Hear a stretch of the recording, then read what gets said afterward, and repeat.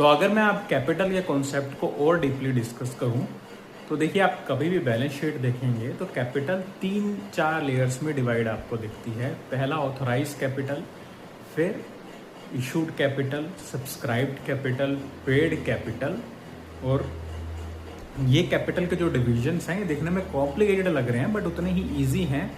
आप business owner हैं, private limited चला रहे हैं, चलाने वाले हैं या स्टूडेंट हैं, ये कॉन्सेप्ट बड़े ध्यान से समझना क्योंकि इसका रिलेशन अक्रॉस द आपके प्रोफेशनल करियर, स्टूडेंट लाइफ में कहीं ना कहीं इन्वॉल्व रहेगा। देखिए, मान लीजिए आपने कंपनी ने कैपिटल इशू करी 1 लाख रुपए की, 10,000 शेयर्स, एक शेयर की वैल्यू 10 रुपये, यानी कि 1 लाख रुपए की कैपिटल।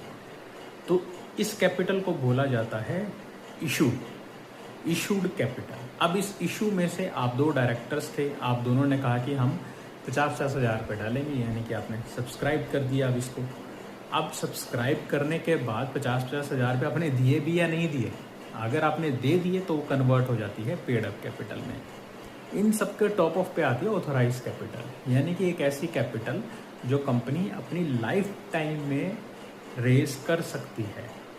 तभी आप देखेंगे कि बैलेंस शीट्स में आपको टॉप पे ऑथराइज कैपिटल मिलती है। जो यूजुअल प्रैक्टिस होती है कि कस्टमरी प्रैक्टिस में सीए या सीएस उस कैपिटल को 10 लाख दिखाते हैं जो कंपनी अपने लाइफ टाइम में रेज कर सकती है।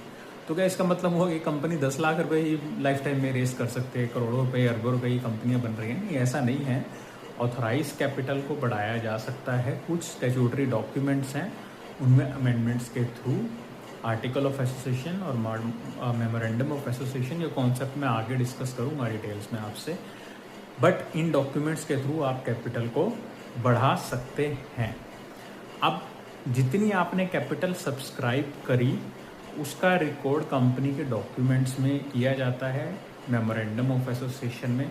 अब एक चीज़ ध्यान रखिए, ऐसा जरूरी नहीं है कंपनी का डायरेक्टर ही कंपनी का ओनर या शेयर होल्डर होगा, बिल्कुल ज़रूरी नहीं है।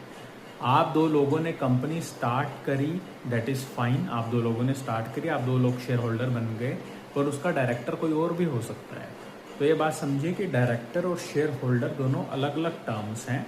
बट एक स्टैंडर्ड प्रैक्टिस होती है कि क्लोज अफेयर्स में बिजनेस स्टार्ट हो रहा है तो मोस्टली जो डायरेक्टर है वही शेयर होल्डर होते हैं कंपनी के। तो वीडियो ये अगर आपको समझ में आ गया है तो बहुत अच्छा, नहीं आया तो कमेंट्स कर सकते हैं। नेक्स्ट वीडियो में मैं उसको और बेटर तरीके से एक्सप्लेन करने की कोशिश करूँगा।